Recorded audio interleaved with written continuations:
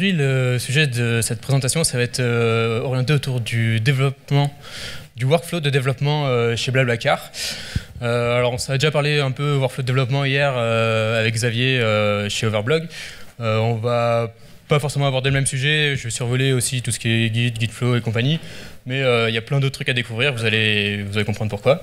Donc le sujet de cette présentation, ça va être voir les outils qu'on a mis en place pour faciliter ce workflow, voir les quelques astuces également qu'on a mis en place sur Symfony 2 pour nous faire gagner du temps dans ce workflow, et du coup tous les moyens qu'on dispose un peu. Donc je me présente, moi c'est Mathieu, je suis développeur chez Blablacar depuis un peu plus d'1 an et demi. Et Johan, qui est juste assis là, interviendra tout à l'heure pour présenter tout ce qui est équipe assurance qualité au sein de Blablacar. Donc une question que vous vous demandez peut-être encore toujours, bien que beaucoup y ont répondu. Qu'est-ce que Blablacar? Donc Blablacar, c'est également connu sous le nom de covoiturage.fr en France. Donc c'est un leader sur le covoiturage sur le marché français et de plus en plus sur le marché européen.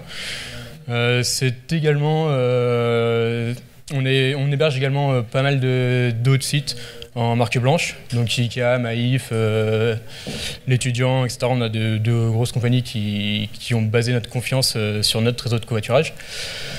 Et aujourd'hui, du coup, c'est Blablacar, du coup un changement de nom.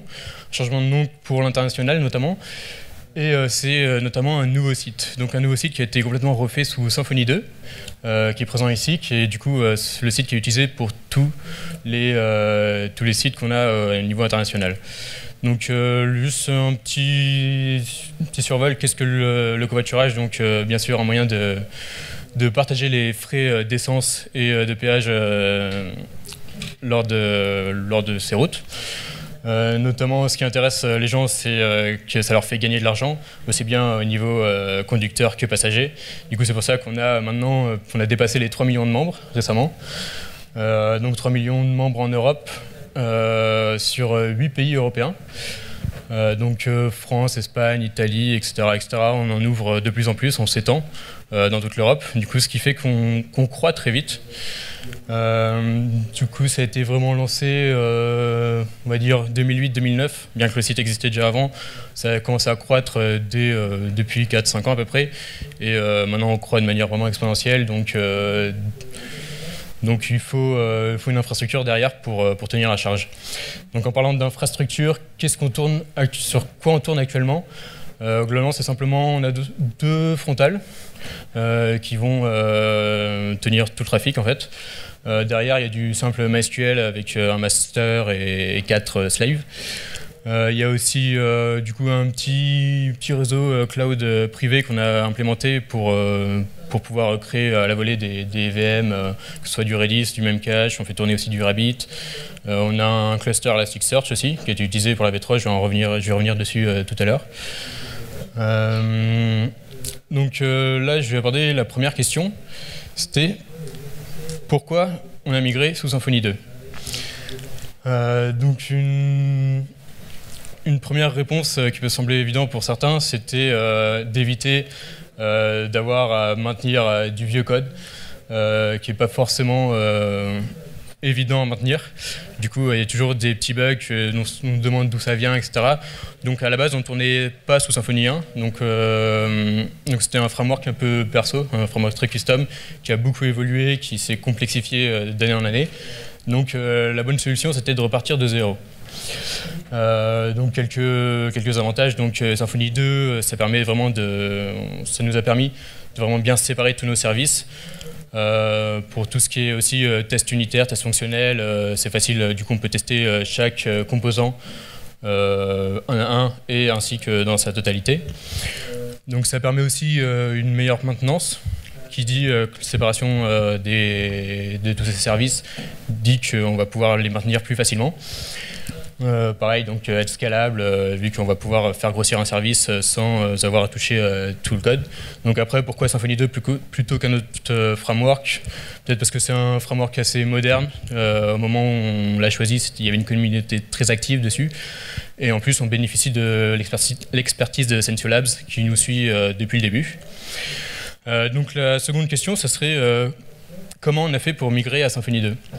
Donc si vous avez assisté par exemple à des conférences chez Théodo ou la conférence de ce matin, on vous dira qu'on peut y aller progressivement.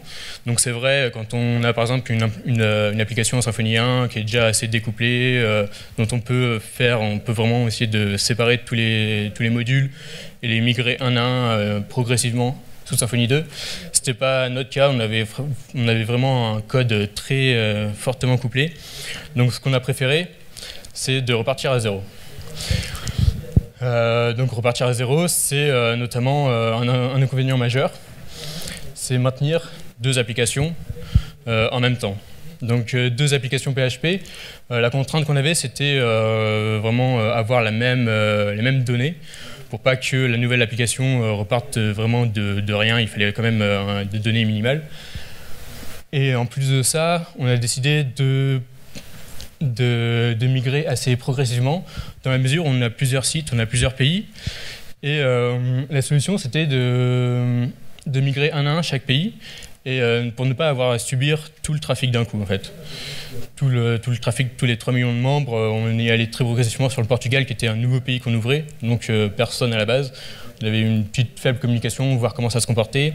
Ensuite, on a ouvert l'Angleterre, l'Espagne, etc., de plus en plus gros pour voir comment l'application réagissait face à ce trafic-là. Donc aujourd'hui, là, Symfony Live, il nous reste encore la France à migrer. Comme je disais, il y a covoiturage.fr qui est encore sous l'ancien code, qui migrera, je ne sais pas quand, dans les prochains mois. Donc c'est un gros challenge. Il y a encore quelques grosses features qu'on doit implémenter dans cette nouvelle plateforme avant de migrer à la France. Donc petite slide sur les technos qu'on utilise. Donc on a depuis le début utilisé tout ce qui est Memcache, donc MySQL, c'est évident.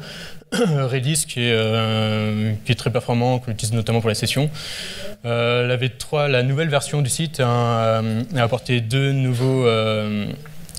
nouvelles structures, on va dire, qui est Elasticsearch, qui vient remplacer la recherche qu'on avait purement SQL sur la première version, et RabbitMQ qui vient là pour tout ce qui est tâches asynchrone. Donc ça peut être de l'envoi de mail tout simplement, comme de l'insertion en base de données, des logs, il y a plein de trucs qui sont faits maintenant en asynchrone pour vraiment alléger les deux frontaux qu'on a.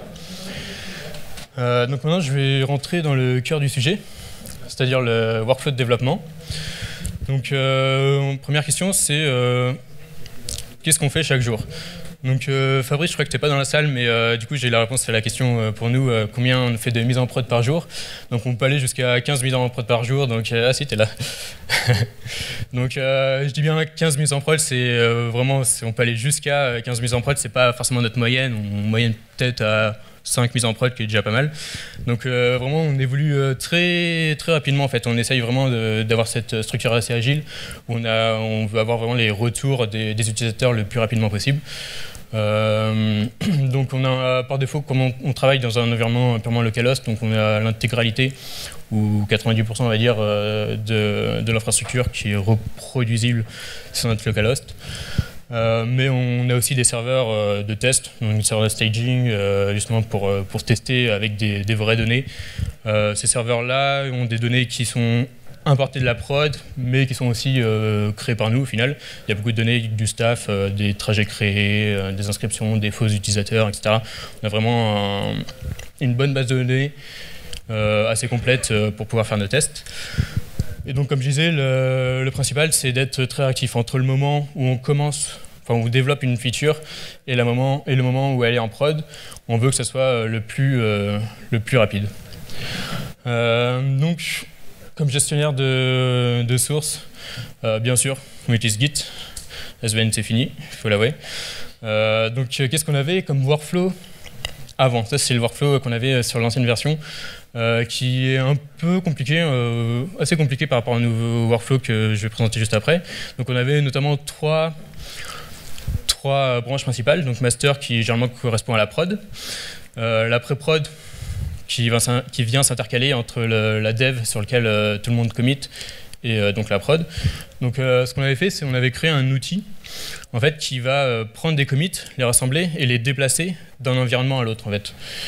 Donc on va assimiler ça avec un cherry pick, où on va prendre des commits, comme ça on va pouvoir les tester dans un nouvel environnement qui est la prod, enfin ou la pré-prod, presque la prod.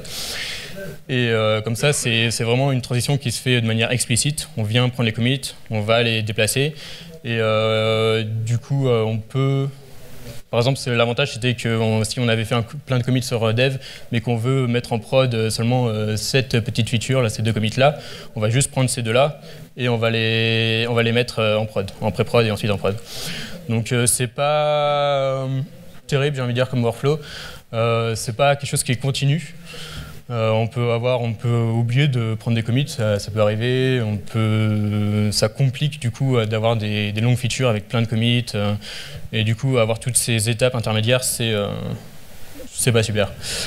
Donc on s'est orienté à essayer de trouver une meilleure façon d'agrémenter notre workflow. Donc il y a deux workflows qui sont très connus bien sûr dans le monde Git, donc Gitflow et GitHub Flow. Gitflow, du coup, Xavier l'a présenté hier, je ne vais pas m'attarder dessus. C'est un workflow qui est très consistant, qui permet d'avoir des cycles de release très bien détaillés, enfin, c'est très, très carré, j'ai envie de dire. C'est pas adapté à notre besoin. Nous, on ne travaille pas par cycle de release, on ne fait pas une mise en prod toutes les 2 semaines. Vraiment, on déploie tous les jours, on veut que notre feature elle soit le plus rapidement en prod. Donc, ce workflow-là, je le conseille pour certaines applications, justement quand vous avez des cycles, enfin comme Overblock, j'ai envie de dire, où vous avez vraiment des cycles de release constants. Pour nous, ça ne s'adaptait pas bien. Donc quand je dis on fait plein de mises en prod par jour, on pense notamment à GitHub.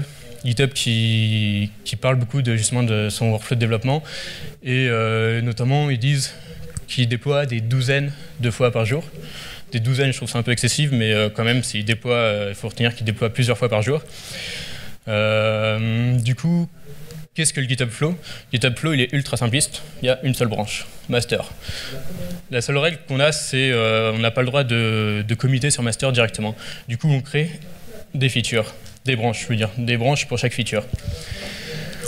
Donc, à chaque fois qu'on va vouloir committer, qu'on va vouloir implémenter une nouvelle fonction, que ce soit une feature ou un bug fixe, on va créer une branche, on va la soumettre à une pull request, il va y avoir des code reviews derrière, des tests, et du coup la feature va être mergée sur master, et directement accessible en prod.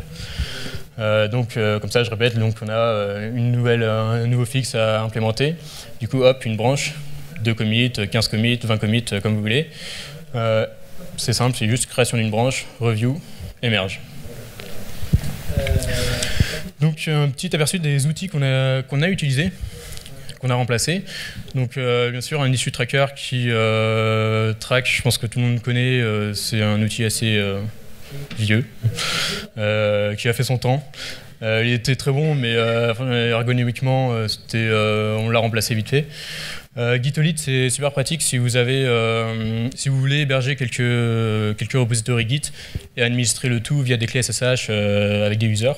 Donc c'est un outil purement en ligne de commande qui administre des repos Git et qui s'administre lui-même via Git. Donc on avait codé un petit outil aussi de pull request en interne sous Symfony 2.0. Donc c'était un petit moyen de se faire la main aussi sous Symfony. Au niveau des code review, on avait utilisé à la base Crew de PMSI Pilot, qui c'est un outil super pratique en Symfony 1.4. Je vais vous montrer là, c'est du coup code review à la GitHub, où on peut mettre des commentaires sur chaque ligne. Du coup, on avait couplé leur outil avec l'outil qu'on avait créé nous-mêmes sur les pull requests. Donc ils ont une petite API, c'est sympa à utiliser, c'est pratique. Et si vous n'avez pas envie d'utiliser les GitLab et compagnie qui sont open source, mais qui sont faits en Ruby, parce que Ruby Burk. Donc vous pouvez utiliser ce genre de petits outils, c'est super pratique. Ou alors Gitonomy. Du coup, on a remplacé, qu'est-ce qu'on s'est dit? On allait remplacer par quoi? Est-ce que certains d'entre vous peut-être connaissent Jira?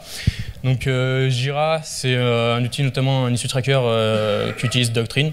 Il y en a beaucoup qui utilisent ça. Dans le monde Java, c'est très utilisé. Donc Jira, c'est super pratique. En fait, c'est compliqué à la base, mais au final, tu as une interface qui s'améliore de jour en jour, et et une fois qu'on s'y habitue, ça coule de source, on l'utilise très facilement, donc ça remplace tout ce qui est post-it, compagnie, on n'a plus besoin d'écrire des trucs sur des bouts de papier. Atlassian a fait 2 autres outils qui sont super sympas. Donc Stash, qui est notamment le gros concurrent de GitHub. Stash, c'est la version entreprise de Bitbucket. Donc c'est une version light de Bitbucket, mais qui s'intègre très bien dans cet environnement, dans ce Jira qui va communiquer justement avec cet issue tracker et tout cet environnement. Et Bamboo nous a permis de remplacer Jenkins. Bamboo est très pratique dans la mesure où ça va être comme Travis, où on va pouvoir tester chaque branche une à une. Bamboo fonctionne par agent en fait. On va pouvoir créer plusieurs agents, plusieurs VM en fait, qui vont venir tester parallèlement toutes les branches et du coup nous donner le résultat de ces tests. Donc quelques petites screenshots de ces outils-là. Donc Stash, c'est vraiment ceux qui sont familiers à GitHub se perdront pas là-dedans. Donc évidemment tout ça c'est des produits payants. On avait vraiment une volonté d'internaliser tous ces outils-là, de ne pas avoir une architecture qui dépend d'un service tiers. Donc on a préféré vraiment tout avoir sur nos serveurs. Donc je ne sais pas si je l'ai assez dit, mais vraiment toute notre infrastructure, on la gère nous-mêmes. On n'a aucun service externe, à part peut-être des envois de mail ou ce genre de service. Mais tout ce qui est infrastructure, on l'héberge nous-mêmes. Du coup, comment on s'organise chez nous? Donc on a une équipe produit qui vient au final créer tout ce qui est feature. Donc c'est eux qui vont créer les tickets Jira à la base. Donc cette équipe produit va peut-être aussi avoir des retours d'utilisateurs. Ils vont aller chercher les utilisateurs. Chez nous, on a tous les mois, je crois, on a tous les mardis un meet-up avec les membres du site. On va pouvoir recueillir des retours d'expérience. On va être très proche en fait de nos membres. Donc pareil aussi, l'équipe marketing, l'équipe communication, s'ils ont des demandes à faire, ça va passer par l'équipe produit qui va agréger le tout. Donc ensuite, c'est tous les tickets qui vont être créés par cette équipe produit vont être distribués chaque semaine via Jira aux développeurs. Donc on fonctionne par semaine, on a des tâches, on fonctionne de manière agile, mais pas forcément dans le pur Scrum avec des cycles release à la fin de la semaine. C'est vraiment, on a des tâches à faire tout le long de la semaine, et une fois qu'on a fini les tâches, le plus vite elles sont en prod, le mieux c'est. Donc une fois que la feature est développée, on va avoir une équipe, donc on a tout ce qui est intégration continue, mais on va avoir en plus l'équipe qualité que va présenter Johan tout à l'heure, qui va justement s'assurer le bon fonctionnement du travail.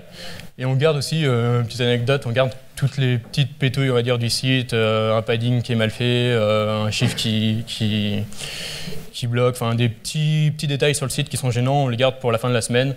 On va se créer une branche et pour traiter tous ces petits cas, tous ces petits commits et tout mettre ensemble.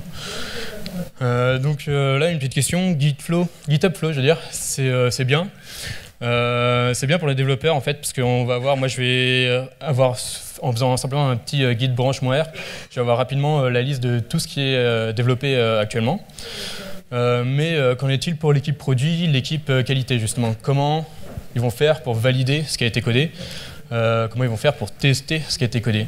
Donc c'est pour ça qu'on a codé nous-mêmes en interne un petit outil, Prototypes, qui va dont le but, on va dire, ça va être de rendre accessibles toutes ces branches sur nos serveurs internes, sur nos serveurs de développement. Donc derrière, c'est du Symfony, du JS. Et comment ça marche? Du coup, grosso modo, comme je disais, on a notre feature, donc une nouvelle branche, on va committer, on push notre code. Éventuellement, on le teste, ça serait pas mal, on peut le tester en local si on veut ne pas faire confiance forcément à Bamboo, éviter de faire péter l'intégration continue. Et ensuite, en un clic, du coup, on va pouvoir déployer cette branche sur une IP interne, sur une URL interne, on va dire, sur nos serveurs. Et hop, du coup, j'ai directement ma super feature. Donc, le fait d'avoir cet environnement interne, du coup, chaque branche va avoir sa propre URL, donc son propre numéro en fait. Et du coup, chaque branche, je vais pouvoir la tester sur plusieurs environnements en fait. J'ai mon serveur de dev que je vais pouvoir brancher aussi bien par défaut sur le serveur, sur la base de données de développement, avec toutes les données importées, les données fake, les données, vraiment avoir un gros volume de données que je n'ai pas en local. Mais je vais aussi pouvoir la brancher directement avec la prod, en fait. Ce qui fait que je code ma feature, je fais 3 commits, je la pousse, et directement, je vais pouvoir la tester en prod, ou presque en prod, on va dire, sans pour autant la déployer. Donc ça nous fait gagner tous les jours énormément de temps. Ça nous facilite, on a accès facilement à la base de prod, à toutes les données, à avoir de vraies données sur lesquelles on puisse tester notre feature, nos fixes, etc.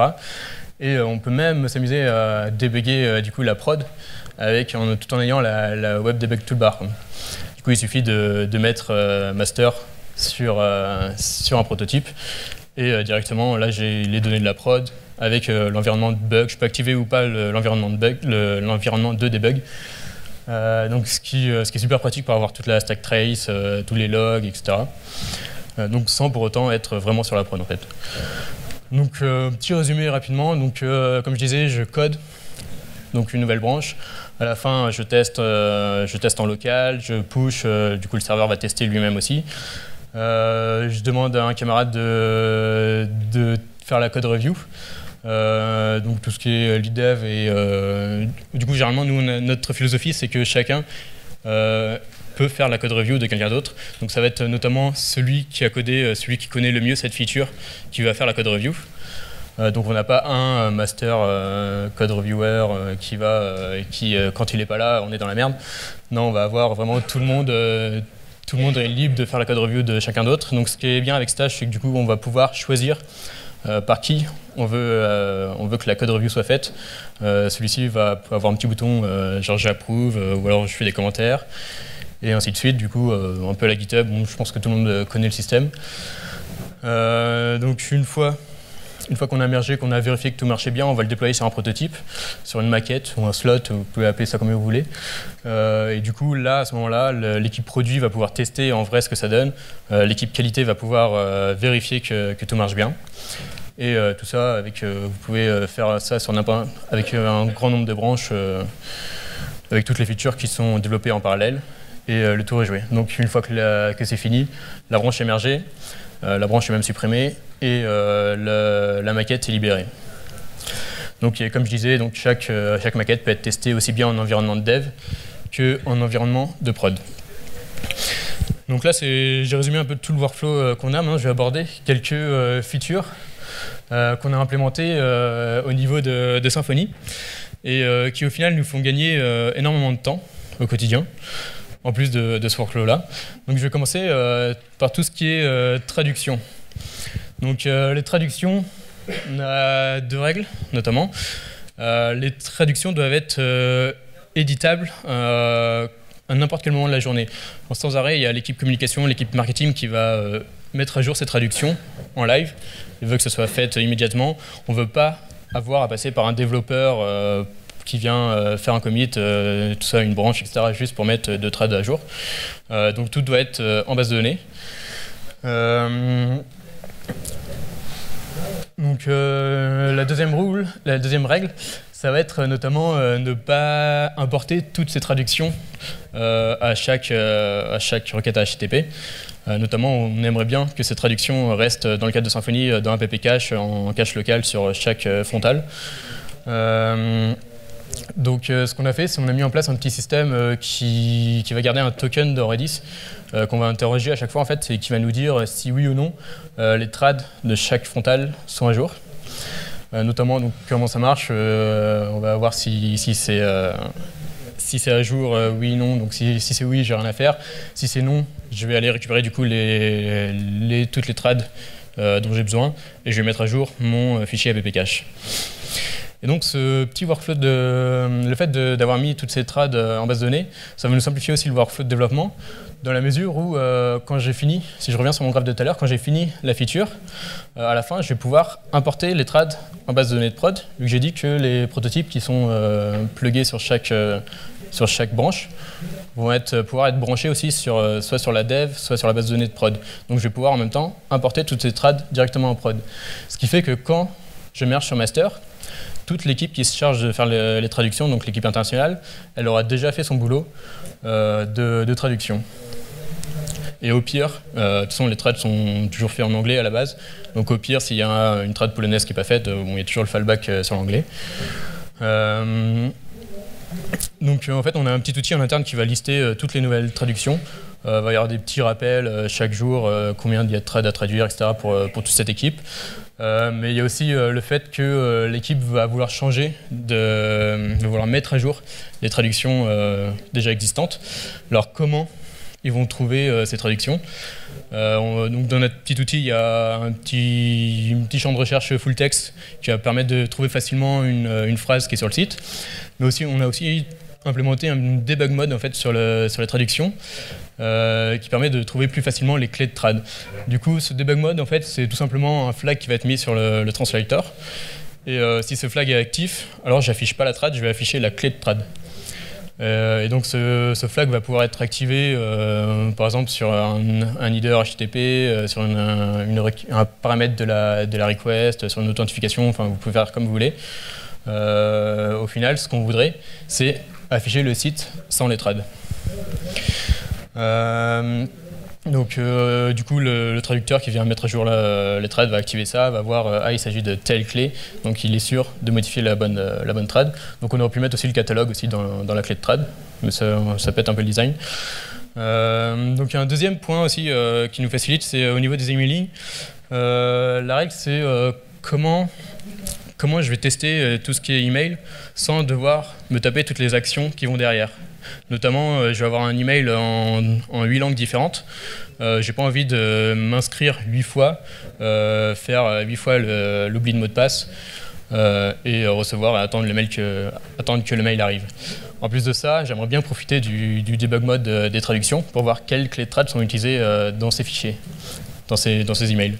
Donc, comme on a fait une petite interface dans notre admin qui va nous permettre de visualiser chaque mail, chaque template de mail. Donc typiquement, c'est un nom de template et simplement un formulaire pour récupérer les données.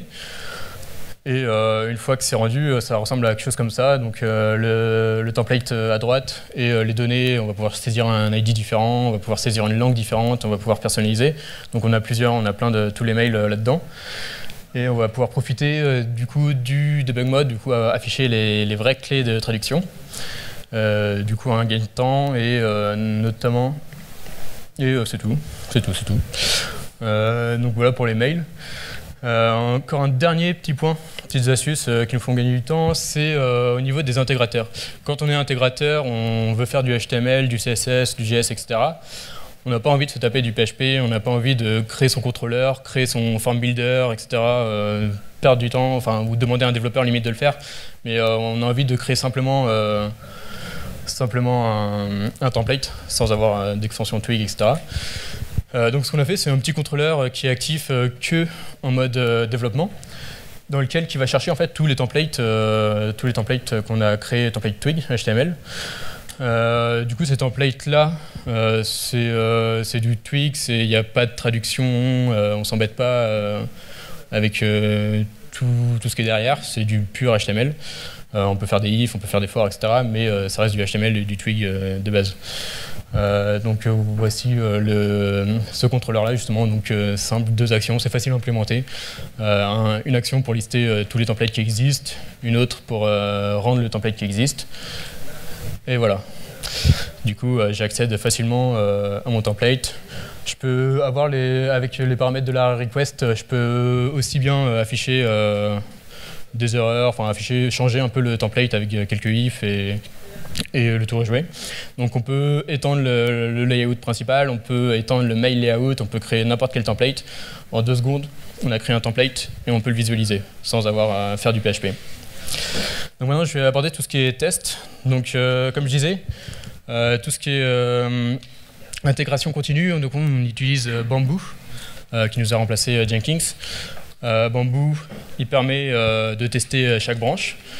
Il va permettre aussi de tester la branche master qui est une branche comme une autre. Donc notamment si on merge 2 branches et qui étaient pourtant bonnes et qu'en mergeant on voit qu'il y a une pétouille, on a toujours la branche de secours qui est stable, qui va suivre master et qui au moins on est sûr que cette branche est toujours valide, quoi. Du coup, je vais présenter maintenant Johan. Johan qui est du coup responsable qualité au sein de Blablacar et qui va expliquer aussi pourquoi ces tests c'est pas forcément suffisant et qu'est-ce qu'on fait de supplémentaire. Bonjour tout le monde.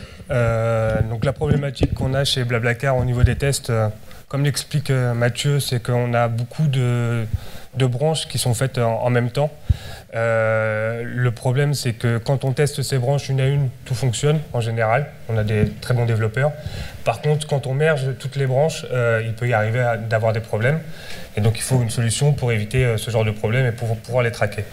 Donc, pour parler rapidement de moi, je ne suis pas du tout développeur.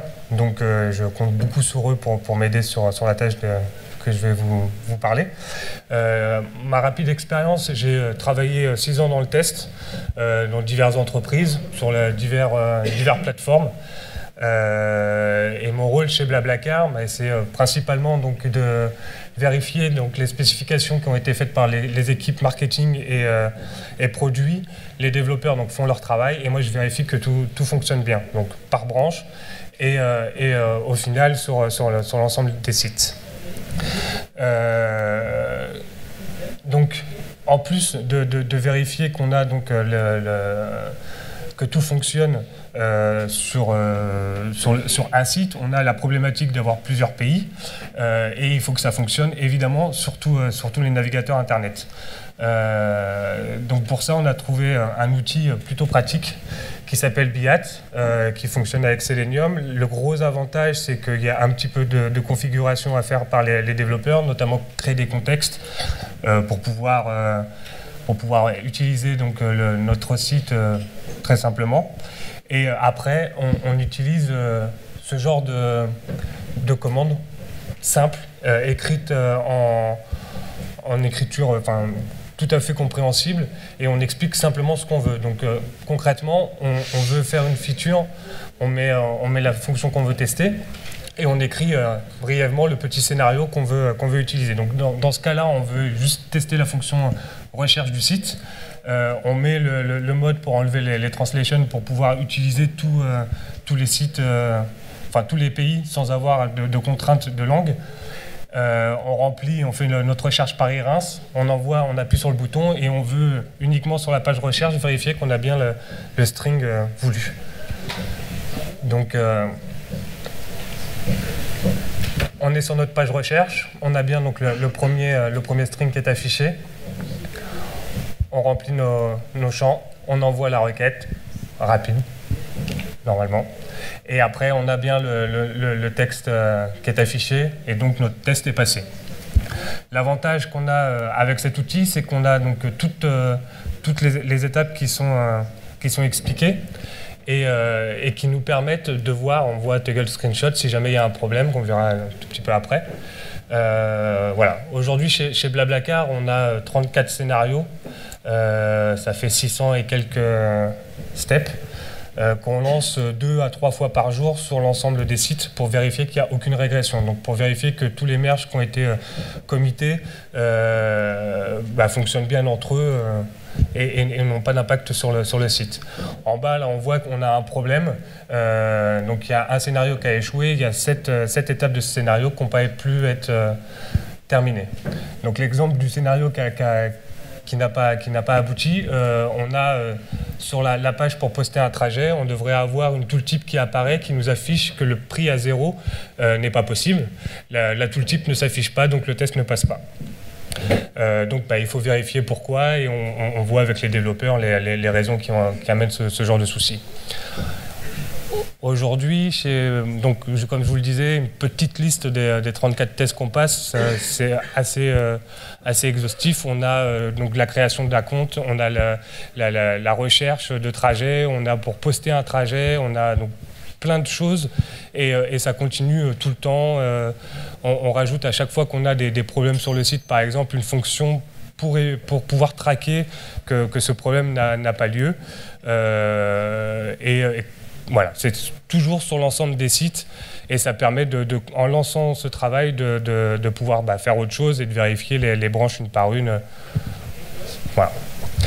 Dans le futur, donc là c'est en train d'être développé, on a mis en place un site au sein de Blablacar qui va nous permettre de pouvoir tester, en plus de la prod, de pouvoir tester chaque branche avec chaque fonction. Donc on a le pays sur la gauche, on a les maquettes qu'on veut utiliser, les navigateurs, parce qu'on peut tester sur tous les navigateurs, et toutes les fonctions qui ont été créées aujourd'hui.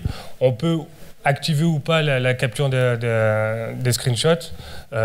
Si on ne capture pas, le fichier est beaucoup plus léger, donc c'est pas mal. Et voilà, à terme, ce sur quoi on va pouvoir travailler. L'avantage, c'est qu'avant de faire un merge, on lance l'intégralité des tests sur le site et on voit que la fonction est bien implémentée et qu'elle a un bon... qu'elle fonctionne comme on l'attend, quoi. Voilà. Merci. Alors moi je vais faire un petit dernier mot sur du coup l'étape finale qui est les mises en prod. Donc comment on fait chez nous les mises en prod? Donc typiquement c'est un script bash à lancer. Faut savoir que notre philosophie c'est que chacun est vraiment libre d'implémenter, de commencer la feature jusqu'à sa mise en production. Du coup chacun va être libre d'exécuter ce script et du coup qui par défaut va déployer tout ce qu'il y a sur stable, donc stable qui suit master. Donc ce petit script, tout simplement, qu'est-ce qu'il fait? Il va utiliser Chef simplement pour voir tous les serveurs qui sont actifs, tous les serveurs qui sont utilisés en production. Donc il va signaler justement ces serveurs-là de venir récupérer le code et de faire la synchro. Donc une fois qu'on a fait la synchro, bien sûr, il faut aller regarder les logs. Alors derrière, qu'est-ce qu'on utilise? On a du New Relic pour tout ce qui est log, tout ce qui est temps d'exécution. C'est très pratique. Greylog qui a complètement remplacé notre applog, qui a applog sur plein de frontaux. C'est embêtant à regarder. Donc ça vient agréger tous ces logs. Après derrière du Nagios, du Munin ou Munin, je ne sais même pas comment ça se prononce, pour tout ce qui est côté archi. Donc nous on utilise surtout New Relic et Greylog en tant que développeur. Donc on a eu pas mal de soucis en fait au niveau de ces déploiements, notamment tout ce qui est Graceful Restart de PHP. Du coup il y a de grosses améliorations qui sont faites en PHP 5.4 avec PHP FPM. On a implémenté nos propres solutions et pour ça je vous invite à lire les articles qu'ont fait les archis sur notre blog. Donc à titre d'info, actuellement on est sous PHP 5.3 mais on va pas tarder je pense à migrer sous 5.4 avec un PHP FPM qui est fonctionnel. Ça va nous simplifier beaucoup la tâche et niveau performance ça va être super. Si je vous invite forcément à venir me parler aussi de comment vous fonctionnez, si vous avez des critiques, des remarques, des améliorations possibles, je suis ouvert à toute proposition et justement améliorer notre workflow c'est bon pour tout le monde on va dire. Je vous remercie, les slides sont disponibles déjà en ligne, je les ai uploadés juste avant la presse. Si vous avez des feedbacks aussi sur Twitter, vous pouvez, ou si vous avez des questions maintenant, c'est le moment. Et sans oublier qu'on ne l'a peut-être pas assez précisé, mais on recrute.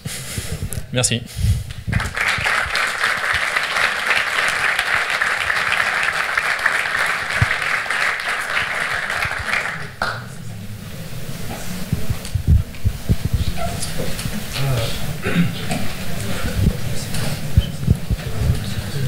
Quoi ? Le micro, ça marche. Voilà.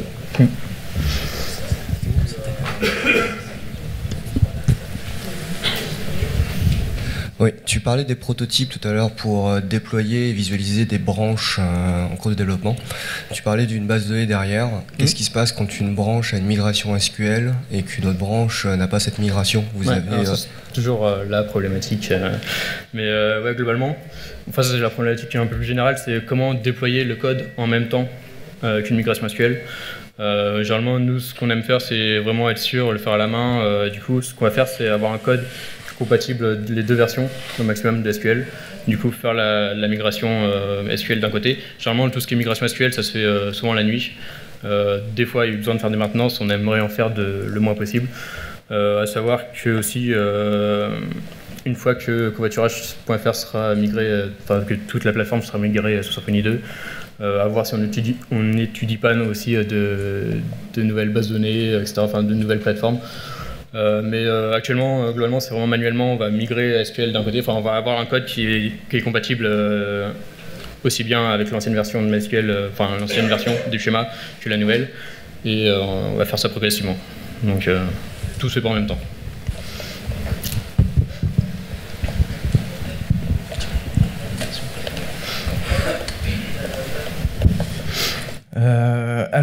Moi je connaissais juste de nom les outils de Stash, Bamboo, etc. qui sont un peu dans le même lot d'ailleurs.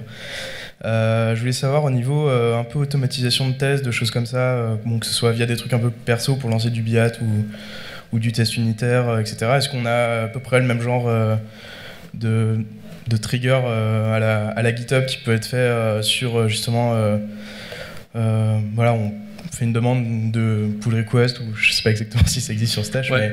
Et de pouvoir automatiquement avoir un retour du CI ou des choses comme ça, et pas forcément tout faire à la main par quelqu'un. Oui, du coup, je disais, on a migré tout chez les outils d'Atlassian.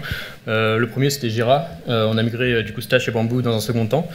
Le tout fait que tous ces outils ont connaissance les uns des autres. Notamment, du coup, ça va être en fait un peu comme GitHub et Travis. Quand on va faire une pull request, on va avoir le résultat des tests sur Travis, sur Bamboo. On va aussi avoir un lien sur le ticket Jira qui est concerné. Du coup, quand quelqu'un doit faire une code review, il a directement la page, il va avoir le lien, du coup, le petit résumé Jira, il s'agit de ça, du coup, je comprends pas mieux qu'est-ce que fait ce code-là. Je vais voir, du coup, si les tests sont passés. Et du coup, ça m'aide déjà à faire la code review. Et voilà. Okay. Et juste une petite question, votre outil un prototype, il est open sourcé ou pas? Il est qu'en interne? Il y a encore un bon travail en développement à faire, et le but c'est de l'open sourcer. Ouais. Ok, super. Donc parce que là actuellement on n'a qu'un seul serveur en fait où on fait des déploiements, c'est un simple script bash. Après ce que j'aimerais bien c'est pouvoir utiliser coupler avec des outils comme Puppet, Chef et compagnie pour déployer automatiquement les branches. Donc c'est pas encore le cas là, pour l'instant il est vraiment très basique, et c'est simplement en fait prendre un dossier, prendre les sources, le mettre dans un dossier et faire un init dessus quoi, pour initialiser le cache, pour initialiser les traductions, pour initialiser tout ce qu'on veut. Et voilà. Ok, merci.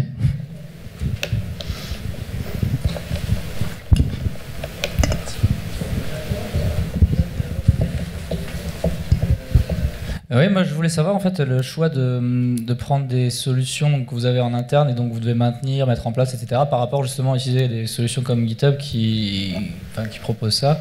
Et il est motivé par quoi? Je sais pas si c'est... Ouais, je m'attendais à cette question. En fait, j'avoue qu'au début, moi j'étais très partisan de GitHub. À la base, du coup, j'ai essayé de pousser, j'ai envie de GitHub. Alors GitHub, ça plaît pas aux managers, chefs de projet pour tout ce qui est issue tracker. Le issue tracker de GitHub, c'est vraiment super simpliste, il n'y a pas de graphe, il n'y a que dalle. Donc du coup forcément c'est orienté vers quelque chose de plus complexe, plus poussé, Jira, qui est vraiment l'outil phare. Pourquoi pas GitHub quand même? Parce que y a une autre raison, c'est qu'on ne veut pas externaliser nos services. Et au moment où on faisait cette réflexion, c'est à peu près la semaine où il y a eu plein de Angry Licorne qui sont arrivés. Du coup forcément ça n'aide pas à la décision. Du coup voilà, on a vraiment envie d'avoir nos serveurs à nous.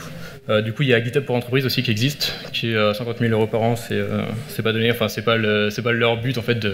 C'est comme chez nous en fait. Nous, tout ce qui est site en marque blanche, on a envie de les héberger nous-mêmes. On veut pas que ça soit hébergé chez quelqu'un d'autre parce que c'est chiant à maintenir quoi, en fait. Du coup voilà, GitHub pour entreprise, moi je suis pas convaincu. Comparé à la version light de Bitbucket Stash, qui est vraiment intégré, fait pour l'entreprise en fait, et moins cher quoi du coup. D'accord, merci. Excusez-moi, devant. Oui. Pour déployer, vous nous avez montré plein d'outils, super, Jira, c'est bien, c'est beau. Et je suis particulièrement choqué par le map.sh. Ouais. Donc je sais, Ruby c'est mal. Par contre, moi j'utilise Capistrano. Ouais. Particulièrement, il y a un truc, j'aimerais savoir comment vous gérez, c'est le rollback d'accident de mise en prod. Typiquement, vous passez en prod, tous vos indicateurs passent au rouge, il y a une grosse connerie qui a été faite. Ouais. Comment vous gérez le rollback? En fait, l'outil, alors pourquoi pas Capistrano? Je vais pas répondre précisément, mais nos archis n'étaient pas convaincus par Capistrano. En fait, ils avaient trouvé plein d'inconvénients. Alors je pourrais pas dire lesquels parce que je les connais pas. C'est pas une question de rugby ou quoi, ça on s'en fout. Mais ouais, Capistrano, il avait quelques contraintes en fait qui a fait qu'on préférait tout faire nous-mêmes que utiliser cet outil. Il y a un autre outil Fabric aussi qu'on n'a pas encore testé, peut-être qu'on y viendra, qui a l'air pas mal, qui est utilisé par pas mal de monde aussi. Et du coup, la question c'était quoi déjà à la base? Comment on gère les rollbacks? Ah oui, les rollbacks. Le rollback, en fait, cet outil-là, en fait, il va pousser une référence sur les serveurs frontales, sur les serveurs frontaux. Et du coup, un rollback, c'est pousser la référence juste avant, et c'est tout. Et limite, même si si on veut pas le rollbacker, mais on a oublié un petit retour, un petit typo dans le code qui est passé au travers des tests miraculeusement. On peut limite créer une nouvelle branche, bypasser les tests, etc. Et vu que merde, la nouvelle branche, du coup c'est une référence et on va pouvoir la déployer directement aussi. Ça peut être, si on est vraiment dans l'urgence, on peut déployer n'importe quelle référence. Par défaut, c'est celle qui est stable, quoi. Bonjour, je suis là. Oui. Alors je voulais te remercier parce que c'est une belle présentation. Par contre, à chaque fois que tu as parlé d'un outil que vous avez fait en interne, je me suis dit, mais ouais, c'est ce qu'il me faut aussi. Vous avez prévu d'open sourcer un peu tout ça? Non, ce que je disais tout à l'heure, c'est prototype, ouais, j'aimerais bien l'open sourcer. J'aimerais bien le développer un peu plus pour qu'il soit vraiment accessible facilement en open source, parce que là il est très orienté pour notre besoin en fait. J'aimerais vraiment essayer de découpler au maximum, donc ouais, c'est prévu d'open sourcer ça. Mais même tout ce qui touche à BIAT, même des tests BIAT, j'ai vu notamment il y avait un test sur la connexion Facebook, c'est des trucs, il n'y a pas trop de doc. C'était pas prévu de l'open sourcer, ouais. C'est vraiment en interne, pourquoi pas, je sais pas, il faudrait que j'en discute, mais ouais. Ça peut être super utile. Merci.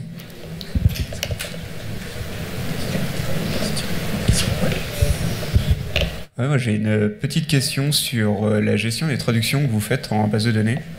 Comment vous avez fait pour la mettre en place typiquement au lieu que ce soit dans des fichiers XLIF par exemple? Comment on l'a fait? En fait, le workflow pour un développeur ça change pas en fait. Il va écrire ses traductions dans un fichier YAML comme la plupart d'entre vous. Enfin un YAML ou ça peut être XLIF ou ce que vous voulez.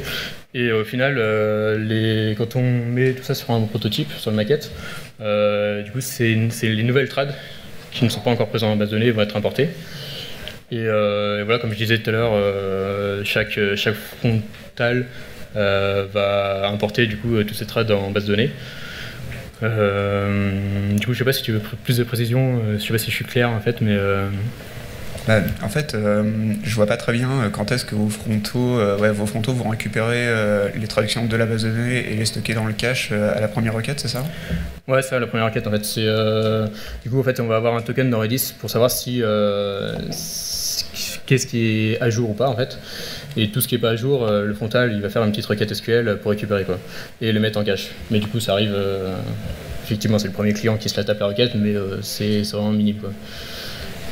Ok, d'accord. Et donc du coup, c'est votre outil prototype quand il va s'occuper de déployer, c'est une nouvelle traduction qui va notifier les équipes de traduction, par exemple? Oui, en fait, on va avoir, du coup, l'avantage d'avoir en base de données, c'est qu'on va pouvoir rajouter des attributs à ces traductions, notamment si c'est traduit ou pas. Par exemple, par défaut, on va écrire en anglais. Et la personne qui est chargée d'écrire les trades d'anglais à français va voir toute la liste de toutes les trades qui ne sont pas en anglais, pas en français, et qui sont en anglais. Du coup, on va pouvoir choisir sa langue de référence et sa langue de destination. Si par exemple celui qui est chargé de traduire en portugais se base sur l'espagnol, du coup il va avoir toutes les listes des trades qui sont valides en espagnol, qui ont été validées par le traducteur espagnol. Et du coup à son tour il va avoir il va pouvoir traduire ses traductions. Et on a même aussi un autre champ qui est la description, ce que met en place par exemple l'équipe produit. Notamment on va avoir un petit mot, on ne sait pas d'où c'est sur le site, qu'est-ce que ça signifie exactement. Du coup l'équipe produit va se charger de dire ceci ça correspond à telle page sur tel footer pour avoir un peu plus d'indications. Et du coup notamment ce que fait chaque traducteur, on va avoir toute une liste de traductions et il clique et il va enchaîner toutes les traductions une à une et ça va être mis à jour en temps réel. Ok, merci.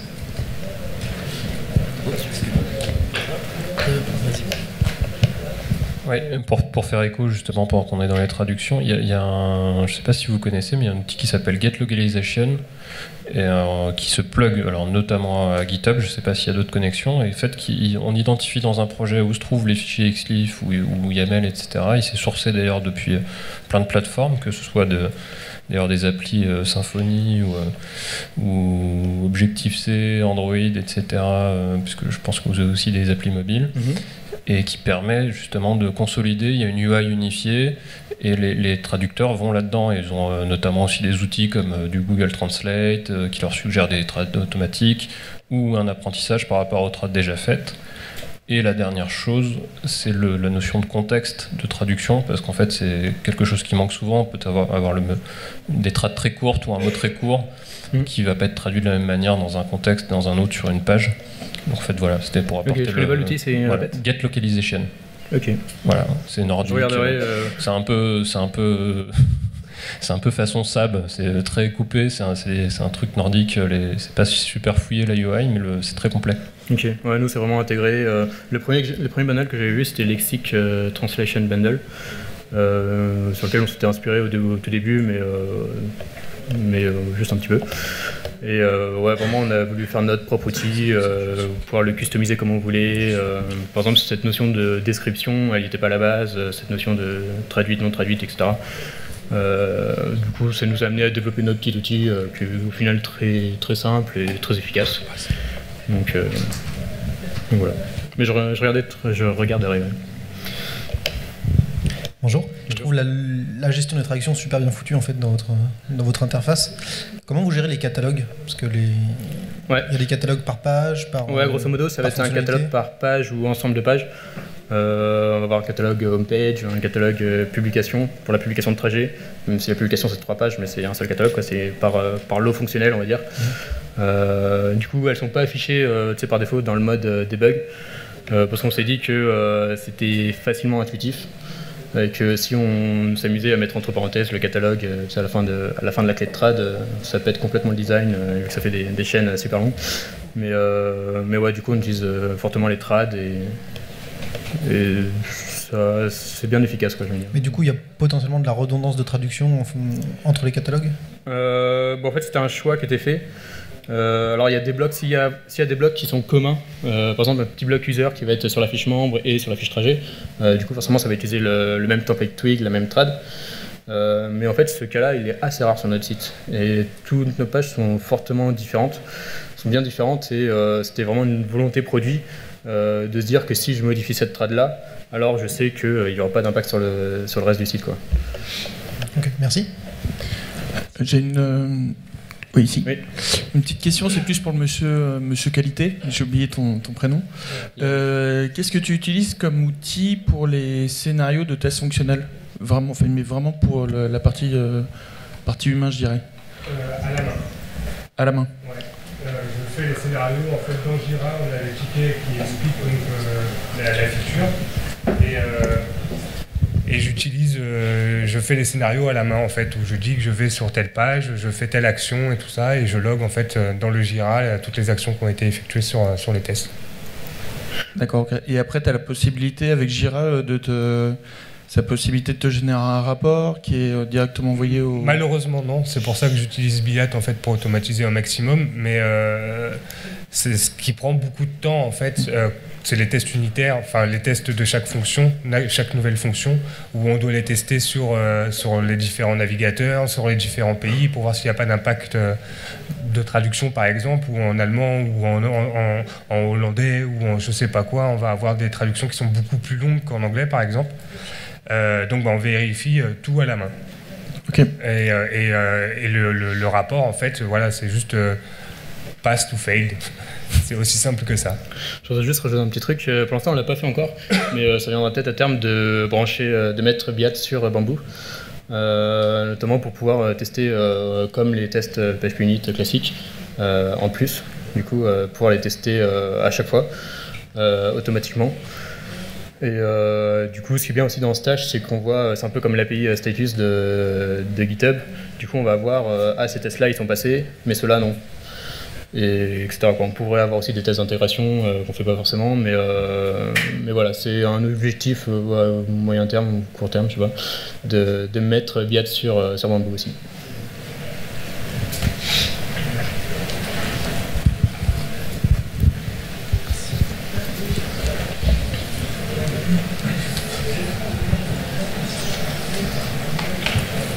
Merci. C'est tout.